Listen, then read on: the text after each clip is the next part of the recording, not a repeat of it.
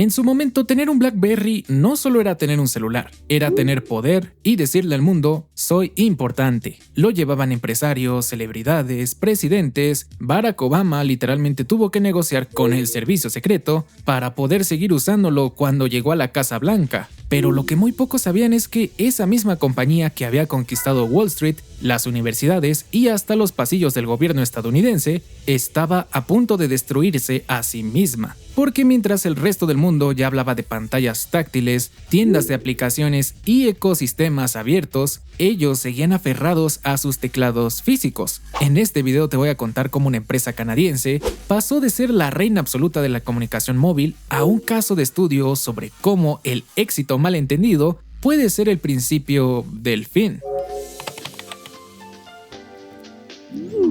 La historia comienza en 1984, en Waterloo, Canadá, cuando dos jóvenes ingenieros, Mike Lazaridis y Douglas Friggin, decidieron apostar por la tecnología inalámbrica en una era dominada por los cables. Así nació Research in Motion, o RIM, como todos la conocimos después. Al principio la compañía no estaba haciendo teléfonos, se dedicaban a los pagers, estos dispositivos pequeños que enviaban mensajes cortos y que hoy nos parecen tecnología bien prehistórica, pero en los 90 eran la sensación entre los profesionistas. Sin embargo, RIM tenía algo que los demás no tenían: a Mike Lazaridis, que estaba literalmente obsesionado con la idea de enviar información al instante. Y mientras todas las demás empresas se conformaban con enviar mensajes simples, estos canadienses estaban desarrollando una tecnología que realmente conectara a las personas de manera rápida y, lo más importante, segura. Todo cambiaría en 1999. Ese año lanzaron el BlackBerry 850, y este dispositivo era algo que nadie había visto antes. En apariencia parecía un pager avanzado, pero tenía una característica revolucionaria: un teclado completo tipo QWERTY, como el de una computadora, pero en miniatura. Y de hecho, el nombre BlackBerry viene del teclado pequeñito que les recordaba una mora. Pero lo novedoso no solo era una cuestión estética. La idea detrás era que los usuarios pudieran leer y responder emails en tiempo real, sin importar dónde estuvieran. Y para los ejecutivos de la época, esto era verdaderamente revolucionario. Así podían llevar parte de su oficina en el bolsillo. Sin embargo, lo que realmente hizo especial al BlackBerry era su tecnología de seguridad y encriptación, que era algo completamente nuevo. Las empresas necesitaban proteger sus datos y BlackBerry les ofrecía eso con su sistema llamado BlackBerry Enterprise Server. Digamos que funcionaba como una conexión directa y ultra segura entre el teléfono y los correos corporativos. Y así, casi de la noche a la mañana, BlackBerry se convirtió en el elegido del mundo empresarial. Altos ejecutivos, políticos, directores de empresas, todos empezaron a adoptar a este pequeño dispositivo como una herramienta esencial. De hecho, los BlackBerry llegaron tan lejos que incluso en la Casa Blanca se volvieron prácticamente parte del uniforme presidencial. Barack Obama, que era conocido por su apego total al dispositivo, llegó a simbolizar la era de BlackBerry en la política. Y no era para menos, ya que el tipo literalmente tuvo que negociar con el servicio secreto para poder quedarse con su BlackBerry cuando llegó a la presidencia. Pero retrocedamos un poco a finales de los 2000, porque acá es donde la historia se pone realmente interesante. Cómo un dispositivo que nació pensado exclusivamente en la productividad empresarial terminó convirtiéndose en un fenómeno cultural masivo, porque eso fue exactamente lo que pasó, y de una forma que nadie vio venir. Desde adolescentes hasta celebridades terminaron adoptándolo. La gente se volvió tan adicta y deseaba tanto estos dispositivos que empezaron a llamarlos Crackberry. Esto marcó el inicio de algo mucho más grande para la compañía, algo que iba mucho más allá de ser un simple gadget de oficina. Pero claro, el éxito inicial solo planteó una nueva pregunta: ¿cuánto más podía crecer este gigante canadiense?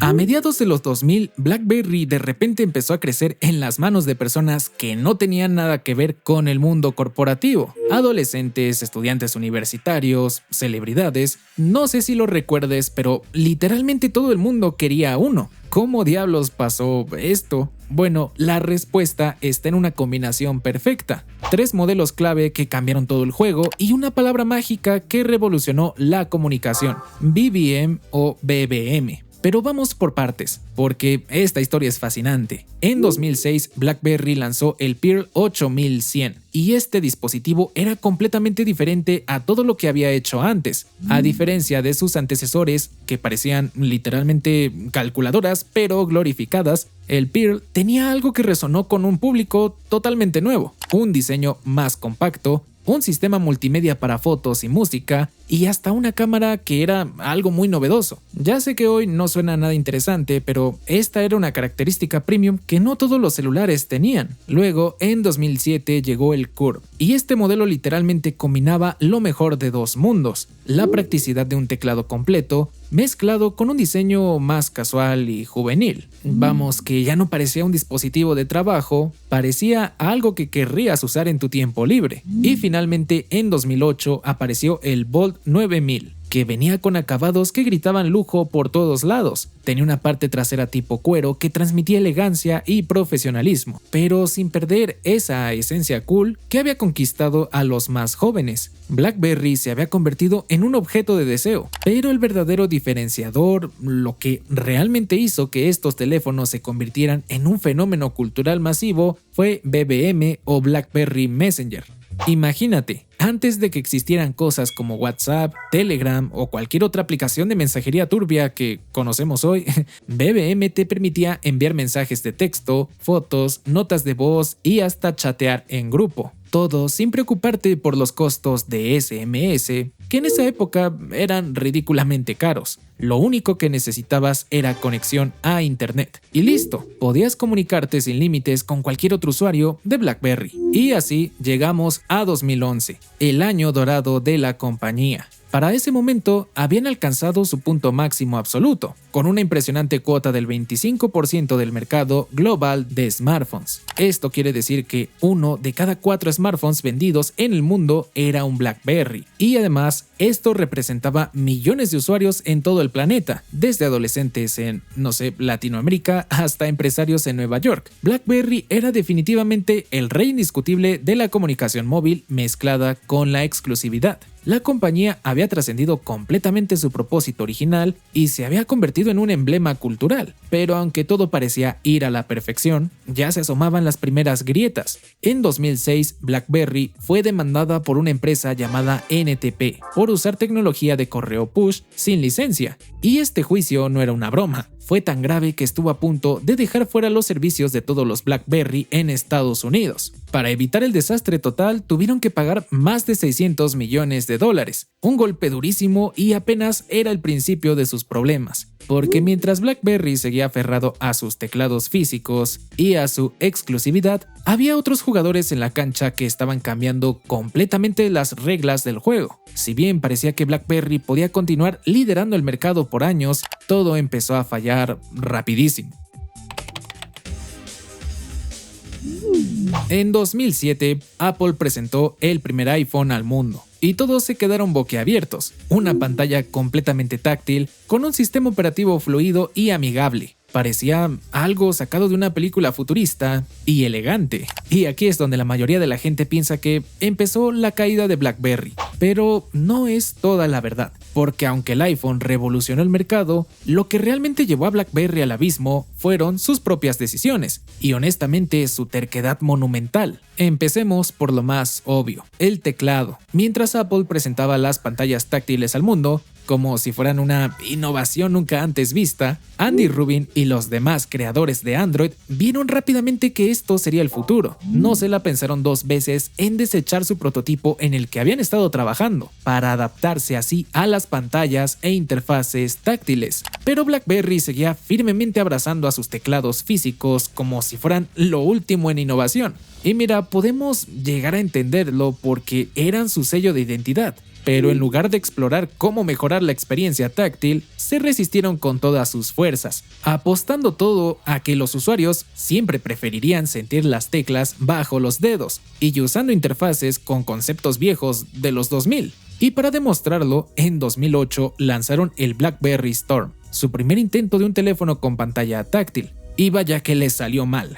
Tenía una pantalla que literalmente requería ser cliqueada para registrar toques, algo que terminaron promocionando como innovador, pero que al final resultó incómodo y torpe. Además, su sistema operativo no estaba diseñado para pantallas táctiles, lo que hizo que el dispositivo fuera frustrante de usar. El resultado, como te imaginarás, fue un desastre absoluto que no solo dejó a los usuarios decepcionados, sino que también le costó a Verizon $500 millones en devoluciones. Pero aquí el punto clave. Mientras BlackBerry estaba luchando con pantallas que no funcionaban y un sistema operativo que se veía anticuado, los competidores no solo estaban apostando por pantallas táctiles, sino que también comenzaron a explorar el ecosistema de aplicaciones, algo que BlackBerry ignoró por completo. Apple lanzó su App Store en 2008 y poco después Android creó su propia tienda. Los usuarios podían descargar todo tipo de aplicaciones, desde mapas hasta juegos, abriendo un mundo completamente nuevo de posibilidades en sus teléfonos.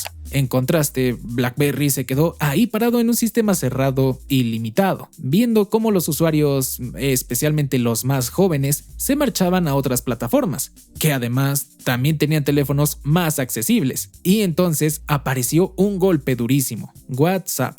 Este servicio de mensajería, lanzado en 2009, ofrecía algo que literalmente destruyó la exclusividad de BBM. Funcionaba en cualquier plataforma. Podías usar WhatsApp desde un iPhone, un Android, un Nokia viejo y eventualmente hasta en un BlackBerry. Esto hizo que BBM, que alguna vez fue el mayor atractivo de BlackBerry, se sintiera completamente obsoleto y sin razón de ser. Los usuarios comenzaron a migrar masivamente a WhatsApp, dejando atrás los famosos pins y esa sensación de comunidad exclusiva que alguna vez definió a los BlackBerry.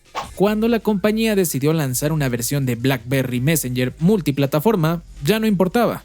Y como si no fuera suficiente, llegó 2011, que si bien fue el año donde mejor se vieron parados en cuanto a ventas, se convirtió también en un año negro para la compañía. En septiembre, una falla en uno de los servidores principales provocó que los servicios de BlackBerry, incluido BBM, dejaran de funcionar. Por 3 días enteros, millones de usuarios en todo el mundo quedaron completamente desconectados. Y aunque el problema eventualmente se resolvió, mucha gente aprovechó para cambiarse a otras plataformas de mensajería y gradualmente a dispositivos como el iPhone o algunos Android. Pero espera, que todavía hay más. Su gran fortaleza, la seguridad, también se convirtió en una debilidad cuando gobiernos como India, Arabia Saudí y Emiratos Árabes comenzaron a exigir acceso a los mensajes de BBM. La compañía, si bien se negó al principio, defendiendo la privacidad de sus usuarios, pues al final terminó cediendo. Así que la promesa de privacidad absoluta ya no era tan creíble.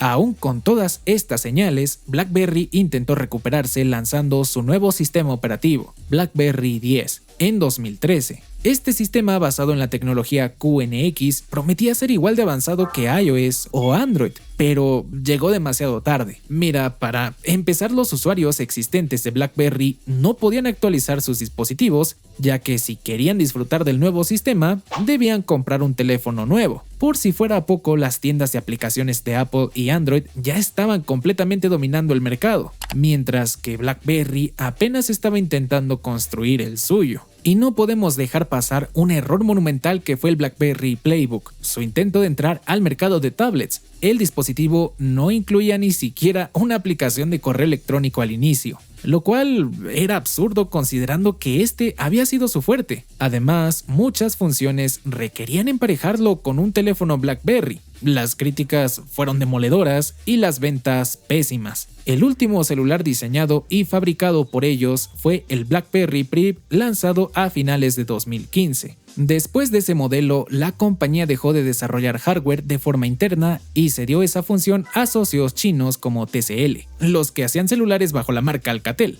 que comenzaron a fabricar los dispositivos bajo licencia, y fue cuando vimos esos raros modelos de BlackBerry con Android. Sin embargo, en febrero de 2020, TCL anunció oficialmente que dejaría de fabricar y vender teléfonos BlackBerry a partir del 31 de agosto de ese año, ya que, primero, se vencía su licencia con la marca, y segundo, al no ver interés y buenas ventas en el mercado, pues decidieron no renovarla. Aunque después otra empresa llamada Onward Mobility consiguió la licencia y prometió un BlackBerry 5G con teclado físico para 2021, pero el proyecto fue cancelado en 2022 antes de que siquiera viera la luz. Entonces te preguntarás, ¿qué queda de BlackBerry hoy? Bueno, al igual que Nokia, la empresa sigue existiendo, pero completamente transformada. Ya no fabrica teléfonos, pero se volvió una referencia en software de ciberseguridad, especialmente para gobiernos y empresas. Su sistema operativo QNX ahora vive dentro de millones de autos de marcas como BMW, Audi o Toyota. También trabaja en soluciones para coches autónomos y dispositivos conectados. Al final, BlackBerry ya no suena en los bolsillos de las personas, pero sigue operando desde las sombras en otros ámbitos. La historia de estos celulares es la historia de toda una era. Representó los primeros pasos hacia la conectividad móvil, pero también nos enseñó que en la tecnología, quedarse quieto es casi como retroceder. Así que aquí viene la pregunta del millón. En un mercado tan competitivo y cambiante, ¿qué marca que conocemos hoy podría terminar igual si no ve las señales a tiempo? Me gustaría que lo dejaras en los comentarios. Muchas gracias por llegar hasta acá y no te vayas. Te recomiendo este video. Nos vemos allá.